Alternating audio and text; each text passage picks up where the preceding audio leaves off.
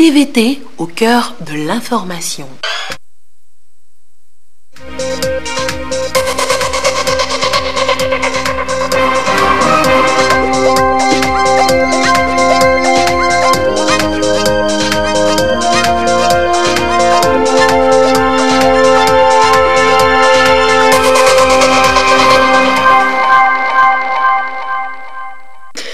Bonsoir, il est 20h. Dans l'actualité ce soir, de l'électricité désormais pour les populations de Kountoum dans le Bassar, un marché moderne pour celle de Guérin-Kouka dans le Dankwen. Les ouvrages ont été inaugurés ce mardi par le chef de l'État. La santé évoquée ce soir aussi dans cette édition, la santé au niveau d'abord de la CEDEAO avec la revue du portefeuille projet OAS. Nous parlerons également santé avec le symposium de la médecine traditionnelle. Il est ouvert ce mardi à Lomé. Et puis, cette nouvelle taxe est entrée en vigueur depuis le 1er janvier dernier, la taxe sur les véhicules à moteur. Elle vient d'être officiellement lancée par l'OTR, l'Office togolais des recettes.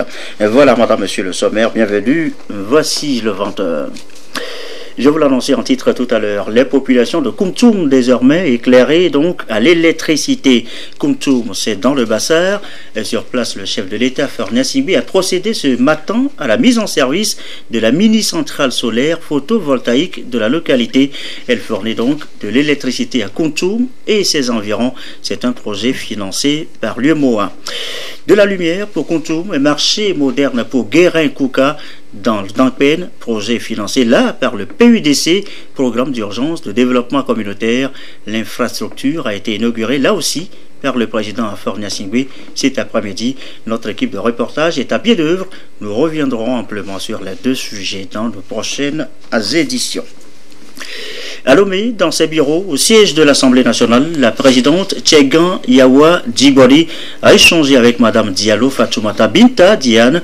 Elle est la représentante résidente de l'OMS au Togo. Au menu de l'entretien, les questions de santé. Plus de précision au micro de Augustin Kossi.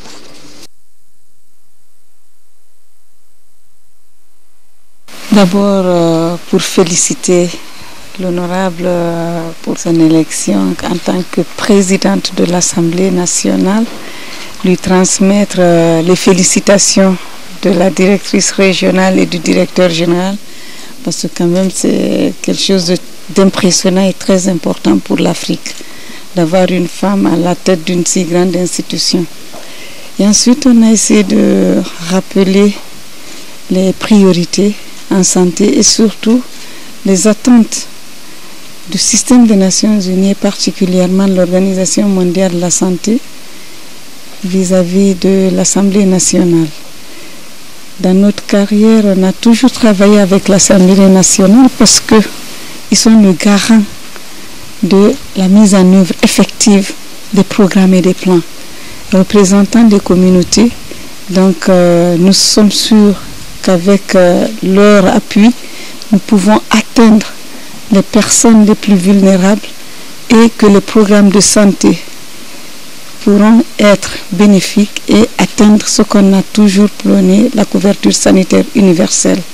C'est-à-dire que toutes les personnes, quel que soit leur âge, leur statut social et particulièrement les personnes les plus vulnérables puissent avoir accès à des services de santé de qualité à moindre coût, c'est-à-dire donc que la santé ne soit pas un facteur bloquant pour le développement et l'atteinte des engagements mondiaux et des engagements nationaux, d'avoir un peuple en santé capable de contribuer au développement du Togo. On a regardé un peu plus la santé des jeunes filles, des adolescents et des adolescentes, qui constitue un programme phare pour l'Organisation mondiale de la santé. Et tout ceci avec l'encadrement juridique, l'encadrement à travers des lois. Donc des lois qui sont votées et qui peuvent être mises en œuvre. À l'Assemblée nationale. Les médiateurs de l'UEMOA en Assemblée générale extraordinaire à Lomé depuis ce matin. À l'ordre du jour, l'élaboration d'un plan biennal pour le nouveau bureau. Il a été élu en octobre dernier à Ouagadougou. Attendu aussi à Lomé, la validation des travaux du comité d'experts réuni en décembre dernier à Niamey. Les précisions à Isha Zebro, Arnaud Kidou. avoir une... Les médiateurs des pays membres de l'espace UEMOA en conclave à Lomé pour doter leur institution, l'AMP UEMOA, d'un plan d'action biennal. Les travaux vont porter sur le projet de charte de l'institution du médiateur de la République dans l'espace, la relecture des statuts et règlements intérieurs de leur association assortis de recommandations. La clarification du statut juridique à appliquer à l'association est également à l'agenda de cette rencontre. Les experts ont travaillé aussi bien ici qu'à Niamey et ils ont élaboré un travail excellent et nous allons examiner, faire des observations d'appoint et adopter. Ça fait le premier point. Le deuxième point, il y a un peu moins d'un an, nous avons élu le Niger comme président de l'association. Vous savez, quand on élit les présidents, on leur donne un programme d'action du gouvernement. C'est le programme d'action de notre gouvernement interne à l'association. C'est ce travail-là que nous allons faire. La mission du médiateur sera renforcée dans le règlement des problèmes qui surviennent entre l'administration et l'État, l'éducation à la citoyenneté, la cohésion sociale pour l'ancrage de la démocratie. Même si la décision du médiateur n'est pas parfois exécutoire, il tente cependant de concilier les parties et surtout pacifier les rapports entre l'administration et l'État. Et la mission de médiateur, son mode opératoire, les procédures de saisine, à chaque pays, ses réalités, et c'est ce que tente justement d'harmoniser l'association dans l'espace UEMOA. Les explications du médiateur de la République du Bénin, vice-président de l'association. On se rend compte que l'administration elle est lourde. Et tant que le citoyen ou l'administré ne revendique pas ses droits, ça peut arranger. C'est pour ça que le médiateur chez nous s'inscrit comme un recours pour le citoyen et un conseiller de l'administration. Ça n'a rien de politique, ça ne peut même pas avoir une coloration politique. Tout est administration. Au titre des grands succès que nous publierons bientôt dans notre rapport, nous avons donc le dossier des agents de OTR, près de 700 agents que nous avons réussi. Nous avons le dossier de Air Afrique que nous avons réussi. Nous avons pas mal de dossiers avec la Caisse des retraites du Togo, la Caisse nationale de sécurité sociale. Vous voyez, la nouvelle société des cotonnières, parce que c'était l'ancien Sotogo. Nous avons aujourd'hui des dossiers de OPAT. Ça vous dit, donc des vieux dossiers qui renaissent, qui remontent, parce que les droits des administrés, quelque part, ont été bloqués, pas violés. Les affaires de terrain, je prends le cas du Bénin, les affaires foncières, il y a toujours beaucoup de problèmes. Des voisins vis-à-vis de l'État, un propriétaire qui a des problèmes avec l'État et qui n'arrive pas à trouver des solutions à son problème, à sa question. On nous saisit et nous essayons avec les autorités foncières du pays donné, de notre pays, trouver des solutions. Il y a même des problèmes internationaux. Par exemple, des Togolais qui ont eu à travailler au Bénin ou des Béninois qui ont eu à travailler au Togo, ils ont des difficultés pour se faire, ils sont à la retraite, ils ont des difficultés à se faire payer ou par le Togo ou par le Bénin. On nous saisit, nous saisissons nos collègues du Togo ou du Bénin pour qu'on puisse leur donner satisfaction. Les activités du médiateur sont énormes pour que la gouvernance soit ce qu'elle doit être dans nos pays. Le médiateur de la République du Niger reçoit, conformément à la loi, les réclamations concernant le fonctionnement des administrations publiques de l'État, des collectivités locales et des établissements publics investis d'une mission de service public dans leur rapport avec les usagers. Il peut s'autosaisir lorsqu'il constate aussi des dysfonctionnements au niveau de l'administration. Il s'occupe aussi des questions relatives aux droits de l'enfant, aux droits de la femme aussi. Le médiateur de la République de Côte d'Ivoire a également le pouvoir d'autosaisir. Donc, toutes les fois où il y a un dysfonctionnement d'un service public qui est susceptible de créer, n'est-ce pas, des préjudices aux populations, le médiateur de la République de Côte d'Ivoire peut donc s'autosaisir et donc chercher des solutions aux problèmes.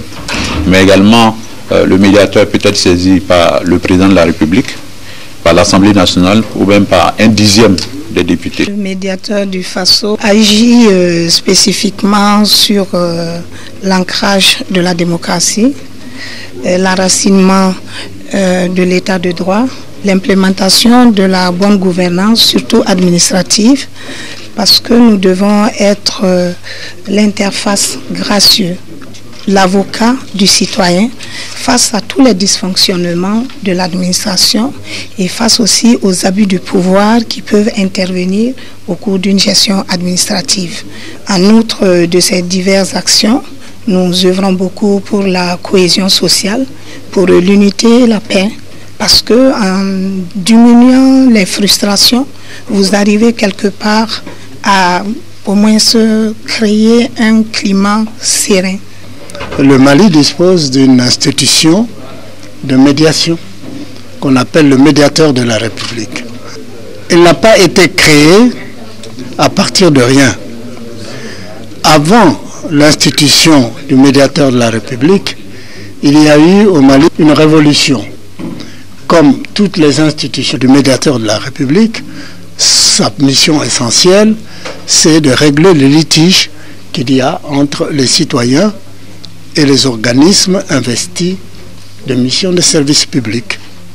Lorsque les citoyens estiment que ce qu'ils devaient attendre d'un service public n'a pas eu lieu ou a eu lieu mais de façon insatisfaisante, il peut saisir le médiateur de la République qui alors, avec l'autorité qui lui est conférée et aussi les pouvoirs qui lui sont conférés, se met en mouvement pour résoudre ces problèmes-là.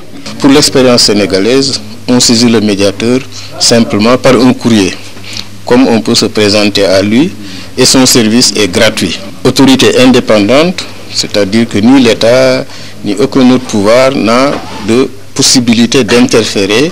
Le médiateur prend en charge gratuitement les plaintes des citoyens. Il peut aussi s'autosaisir. Cela signifie que de son propre chef, il peut considérer qu'il lui faut agir. Il a le pouvoir de recommandation qui est un instrument par lequel il amène l'autorité à rétablir un citoyen dans ses droits et il peut agir en équité. J'insiste beaucoup sur ce thème, ça signifie que le médiateur peut considérer que même si la loi est appliquée, il peut produire un effet inéquitable et demander à l'autorité de renoncer. Pour le cas du Sénégal, je voulais juste souligner que nous avons mis en place ce qu'on appelle le dispositif de médiation de proximité, c'est-à-dire sortir l'institution des villes pour aller vers les campagnes et faire en sorte que les populations des zones décentralisées bénéficient des mêmes droits. Et voilà donc la mission de médiateur, son mode opératoire, les procédures de saisine à chaque pays, vous venez de l'entendre, ces réalités, les explications données par les médiateurs, un des pays membres de l'UEMOA, présent donc à Lomé. Autre titre de l'actualité ce soir, les systèmes de santé de reproduction, de la planification familiale, de la surveillance des maladies. Ce sont là les 4 grands projets arrimés au portefeuille cette année de l'OAS, l'Organisation ouest-africaine de la santé. Elle tient à partir de ce mardi même à Lomé sa 3e revue annuelle. Elia Guanyandao, Ramdan Bassina. 4 grands projets de l'Organisation ouest-africaine de la santé OAS financés par la Banque mondiale. La lutte contre le paludisme, les maladies tropicales négligées, le renforcement des capacités des différents acteurs et l'autonomisation de la femme. En adhérant à cette organisation, les pays de la CEDEAO, membres de l'OAS, espèrent une meilleure coordination et un renforcement de leur système de santé. Aujourd'hui, l'heure est au bilan pour une revue du portefeuille. Il convient donc, après une année de mise en œuvre, de s'asseoir et de faire le point des activités qui ont été réalisées par rapport aux activités planifiées, d'apprécier les goulots d'étranglement et de proposer des solutions pour adresser les préoccupations que nous avons rencontrées, qu'elles soient systémiques ou des préoccupations liées à des nouvelles donnes que nous avons rencontrées pendant la mise en œuvre. Parce qu'en définitive, ce dont il s'agit, c'est le bien-être de nos populations.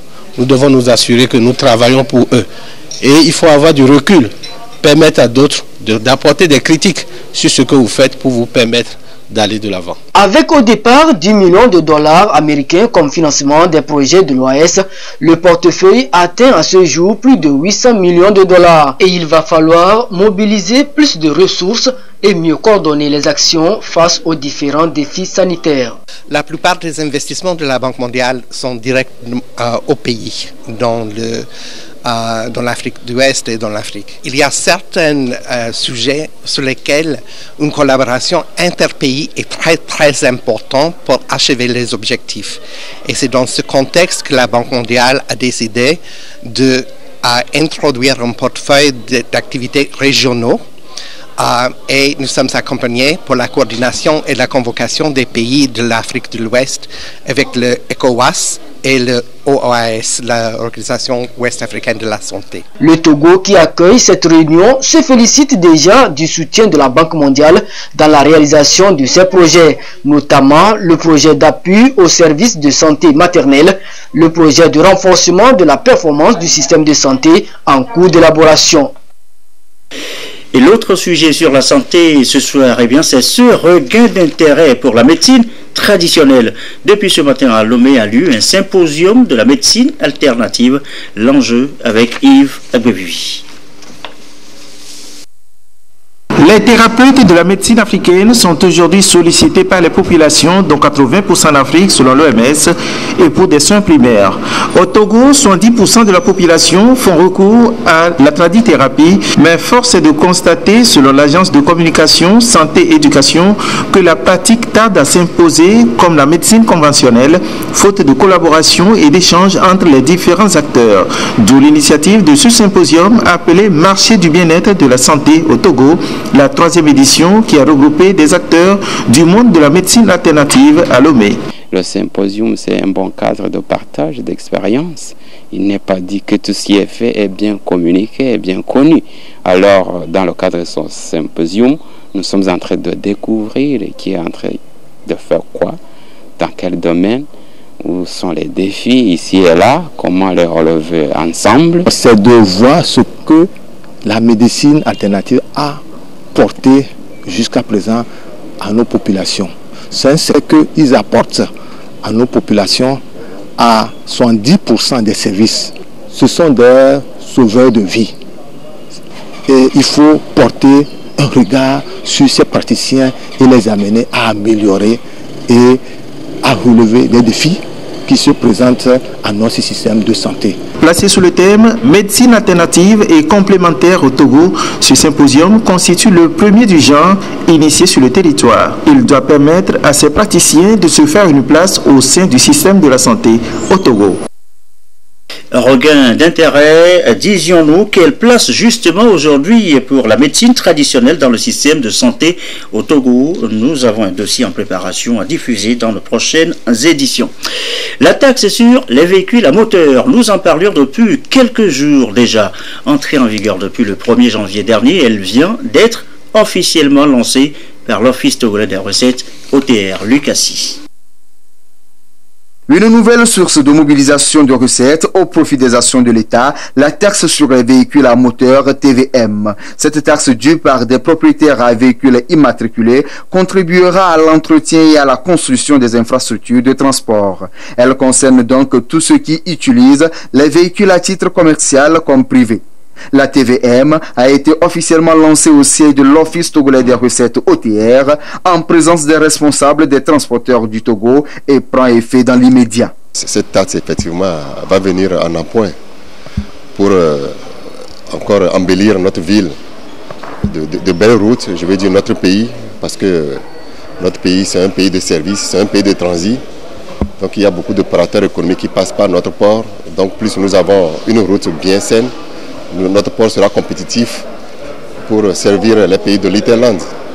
Aujourd'hui, quand nous aussi nous avons des visiteurs, ils apprécient notre pays par la beauté de cette route. Pour les automobiles à 2 et à 3 roues, cette taxe sera perçue au moment de leur immatriculation. En ce qui concerne les autres voitures, la taxe sera payée à l'immatriculation pour la première année et ensuite au moment des visites techniques. Ceci à un guichet unique pour éviter les frais de déplacement supplémentaires aux contribuables. La finalité, c'est de donner les moyens et les ressources financières à la SAFER qui est chargée de l'entretien des routes afin de pouvoir mener à bien son programme d'entretien des routes. Donc aujourd'hui, nous avons procédé au lancement de cette taxe pour dire à tous les contribuables que cette taxe est déjà exigible depuis janvier 2019 et qu'elle sera payable d'abord pour les nouvelles acquisitions à la première immatriculation. Pour ce qui concerne les véhicules qui existent déjà, elle est payable chaque année lors de la visite technique. Les conducteurs font un effort pour payer les péages. Mais les péages, lorsque la situation a été faite de façon globale, le produit de ces péages ne peut contribuer qu'à l'aménagement de 40% des routes que nous avons au niveau du Togo. Donc les 60%, il faut les rechercher. C'est pour cela que le législateur a trouvé bon d'instituer la TVM, la taxe sur les véhicules à moteur. Même lorsque nous faisons le point, il s'avère aussi important de relever que malgré l'institution de la TVM supposée payée par tous les possesseurs de véhicules, il y aura toujours un gap que le gouvernement doit chercher ailleurs. C'est pour nous l'occasion d'inviter tous les citoyens et tous les possesseurs de véhicules immatriculés en République togolaise de faire preuve d'un degré élevé de civisme fiscal pour payer cette TVM, pour aider la SAFER et le gouvernement à construire et entretenir des routes au niveau de notre pays. Les engins à usage agricole, les véhicules d'essai, les voitures des forces de sécurité, les ambulances et les maisons de concession sont exonérés de la TVM. Et voilà qui nous amène à évoquer ce soir encore le Forum économique Togo-Union européenne de juin prochain. C'est ici à Lomé. Ce soir, nous nous intéressons précisément aux objectifs même de ce forum et c'est avec Augustin Kossi. Le prochain Forum économique Togo-Union européenne, un rendez-vous d'affaires destiné à donner une meilleure visibilité des différentes avancées enregistrées par le Togo en termes d'amélioration du climat des affaires. La vision et les opportunités offertes par le pays aux investisseurs locaux, européens et à la diaspora togolaise vont être mises en avant à l'occasion. La mobilisation des investisseurs privés sera plus élevée et orientée vers les secteurs prioritaires, l'agriculture et l'agribusiness, et l'industrie avec un accent particulier sur la fabrication et l'exportation, les services à valeur ajoutée, le partenariat public-privé et l'autonomisation des femmes et jeunes entrepreneurs seront beaucoup plus prisés. À cela s'ajoute l'accent au financement de l'investissement, de même qu'au fonds de développement. L'événement est pensé pour répondre aux principaux objectifs de développement dans le cadre du PND 2018-2022. Un véritable dialogue public-privé pour permettre au gouvernement d'informer le secteur privé de ses priorités, attentes, ambitions et projets phares. Le forum a pour but de donner une visibilité accrue du Togo comme destination sûre et viable pour des investisseurs. Un coup de projecteur sera braqué sur les facilités offertes par le pays pour le commerce transfrontalier, le transbordement et le tourisme. Les flux d'investissements locaux, intra-régionaux et internationaux vont être accrus. La diaspora togolaise pourra à terme investir dans les secteurs prioritaires. 400 participants, tous des entrepreneurs, industriels, hommes d'affaires et hauts fonctionnaires issus des milieux d'affaires européens et togolais sont attendus. Ils tenteront de comprendre de la meilleure manière le rôle des institutions d'appui au commerce, du secteur public et privé et les partenaires au développement. Les instruments disponibles pour les projets d'investissement vont également être portés à la connaissance de tous. Ce sera donc le début de coopération et partenariat plus structuré entre les agents de soutien à l'investissement et au commerce du Togo et les organisations d'entreprises européennes. On parle de 200 rencontres B2B entre partenaires locaux et étrangers et des transactions à hauteur de 500 millions de dollars initiées. En fin de compte, un répertoire de projets bancables du secteur privé sera élaboré avec en toile de fond un dossier sur les coûts des affaires au Togo. Une chambre de commerce Togo-UE couronnera par-dessus tout les activités pour la pérennité des relations économiques. Et ce forum est attendu du 13 au 14 juin prochain pour être plus précis. Il est 20h24 à l'étranger. Les Sénégalais toujours en attente des résultats provisoires du premier tour de la présidentielle. Pour l'instant, les 45 commissions départementales transmettent les comptes avec des procès-verbaux adressés à la Commission nationale de recensement qui seule est en mesure de les communiquer. Les candidats ont donc 48 heures pour déposer leur contestation selon la Commission nationale. Les résultats doivent être donnés avant vendredi minuit. Annonce des résultats partiels de la présidentielle au Nigeria. Muhammadu Buhari est en tête. Le camp Atiku Abubakar conteste. Les Nigériens ont eu droit aux résultats de 28 États sur les 36 cet après-midi. Le président nigérien est en avance largement sur son concurrent du PDP avec 1,5 million de voix. Il confirme son assise sur les États du Nord, contrairement à son principal opposant qui occupe le sud-sud du pays. Il ne manque plus que quelques États pour avoir les résultats officiels du scrutin. Dans le reste de l'actualité, dans le reste de l'actualité de la culture, avec la fin samedi de la 6e édition du FIMO 228, apothéose avec un podium riche, une belle brochette de stylistes, modélistes et mannequins de talent. Le récit de Esther Laclé.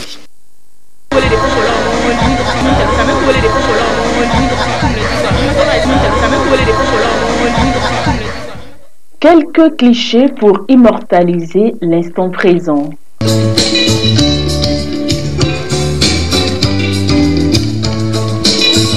Dans les coulisses du FIMO 228, l'on fait attention aux détails, tout doit être parfait.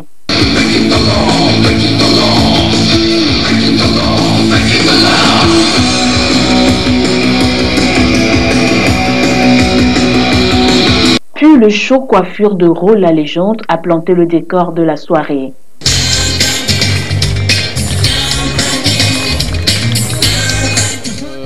Ma collection de ce soir est dénommée Heaven.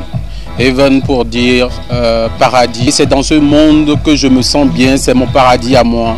Des tenues de Eyamod Ayanik du Togo à celles de Kuntawa du Congo, passant par celles de Boatima du Ghana, les collections présentées cette année étaient très tendance. Un défilé spectaculaire qui a rassemblé l'ensemble de la crème de la mode. De cette soirée est une collection réalisée avec du tuile, de la dentelle fleurie et du satin qu'on appelle de la duchesse. Donc c'est vraiment une collection qui fait ma reconversion en fait du wax vers les tenues de soirée et de cocktail. Il y a toujours du stress à tous les événements, du coup voilà, un peu de stress bien sûr, mais pas trop vu que ça fait longtemps, on est habitué. Nous avons accueilli beaucoup de nationalités et moi je suis là pour soutenir le Togo. Donc je présenterai une collection tout à l'heure qui est baptisée chef-d'œuvre. Et le chef-d'œuvre, le voici.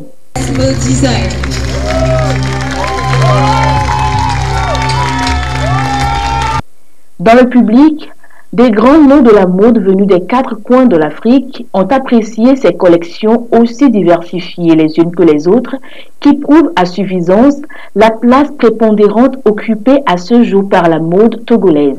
C'est une très belle soirée. Les créateurs nous ont présenté de belles collections. Les mannequins étaient à la hauteur, franchement top.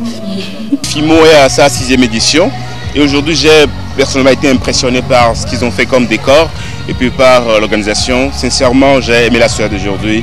C'est propre, c'est nickel. Je suis fier de ce festival. Nous pouvons dire que tout se passe merveilleusement puisque nous avons plus d'une quinzaine de stylistes qui sont venus de l'extérieur. Donc nous pouvons dire que la mode à l'international, elle est bien représentée. Moi c'est F2K du Togo.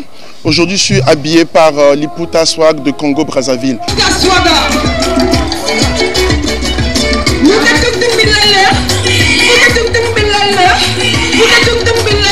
Styliste et artiste musicienne hors pair, Kuntawa du Congo a retenu l'attention de plus d'un avec ses créations assez osées.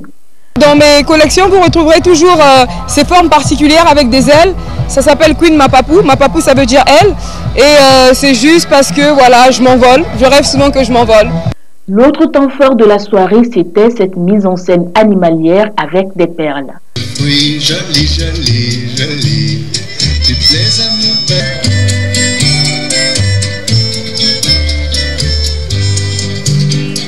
scorpions, coccinelles, serpents, des bijoux assez expressifs faits main par les Reines des Perles, créatrices togolaises.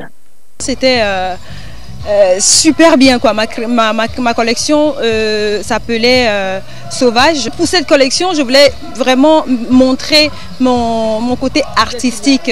Parce que d'habitude, je montre les colliers que tout le monde peut porter. Mais cette fois-ci, je voulais montrer vraiment mon côté un peu artistique, quelque chose qui sort de l'ordinaire.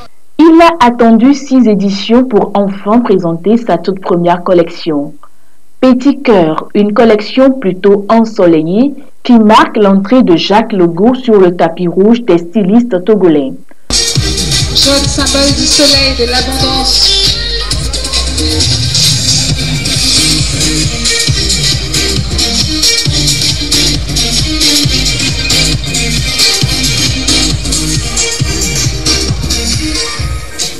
Le promoteur du FIMO 228 a à son actif une agence de mannequinat à succès. Pour lui, la mode est divertissante, mais aussi vecteur de messages. L'exercice du FIMO 228 de cette année a pour thème les mannequins s'engagent contre le sida. Donc du coup, cette année, nous sommes en train d'œuvrer dans le social. C'est pour ça que nous avons choisi ce thème-là. 27 créateurs, dont 17 étrangers, étaient sur le podium. Le festival a également été marqué par une formation en make-up assurée par l'esthéticienne franco-togolaise de renom Lorraine Morgan. À tous les stylistes, à tous ceux qui ont œuvré. FIMO 228 est podium assez relevé encore cette année qui met la mode togolaise le vent en poupe. Écho du FESPACO, 26e édition cette année, le Togo encore présent, 4 films en compétition et le stand togolais au Mika à Ouagadougou, Gérald Agoudou pour nous en parler. Le Togo est bien représenté à cette vitrine offerte par le FESPACO chaque 2 ans, le Mika, marché international du cinéma et de l'audiovisuel africain.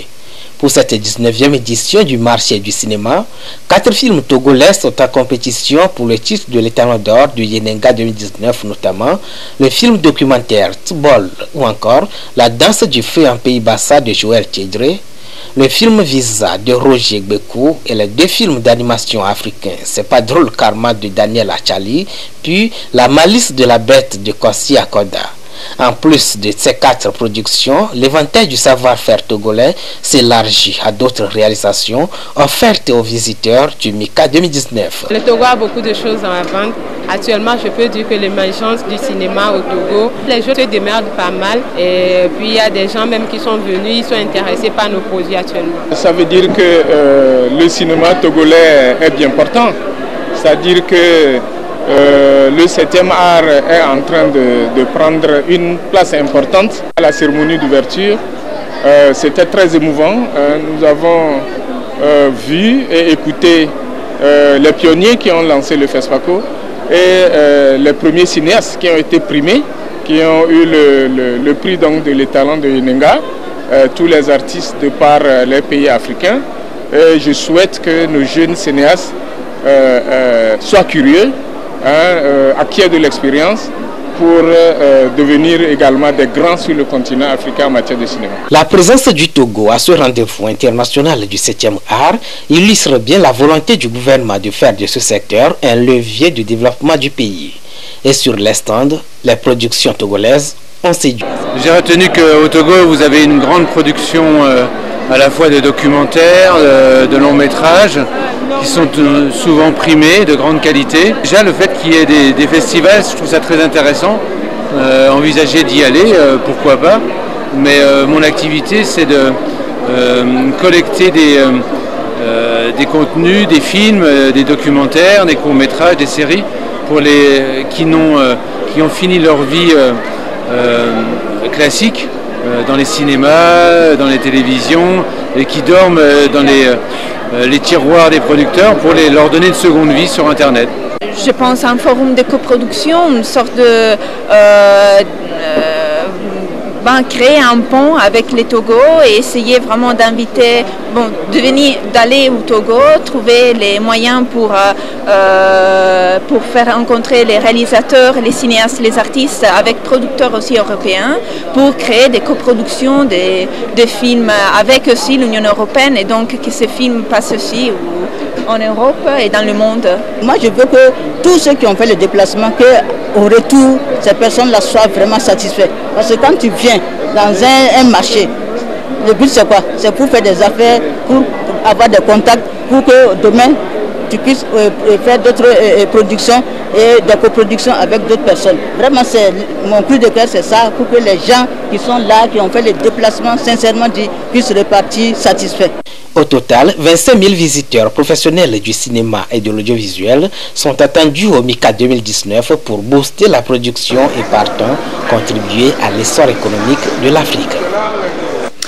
Et avant de boucler cette édition, je vous l'annonçais en titre, rappel donc de cette information, la population de Kountoum, désormais éclairée donc à l'électricité. Kountoum, eh bien c'est dans le Bassar. Sur place, le chef de l'État, Faure Gnassingbé, a procédé ce matin à la mise en service de la mini-centrale solaire photovoltaïque de la localité. Elle fournit donc de l'énergie à Kountoum et ses environs. Vous voyez à l'image le chef de l'État en train de couper le ruban symbolique. C'est un projet financé par l'UEMOA. De la lumière pour Kountoum, vous disais-je donc. Il y a aussi à noter ce marché moderne pour Guérin-Kouka dans le Dankwen, projet financé là par le PUDC, programme d'urgence de développement communautaire. L'infrastructure a été inaugurée là aussi par le président Faure Gnassingbé cet après-midi. Notre équipe de reportage est toujours à pied d'œuvre. Nous reviendrons amplement sur les deux sujets dans nos éditions de demain. Merci à vous qui nous suivez ce soir et justement à Kountoum, à Bassar, à Guérin-Kouka dans le Dankwen et comme d'habitude toujours fidèlement. Une belle soirée.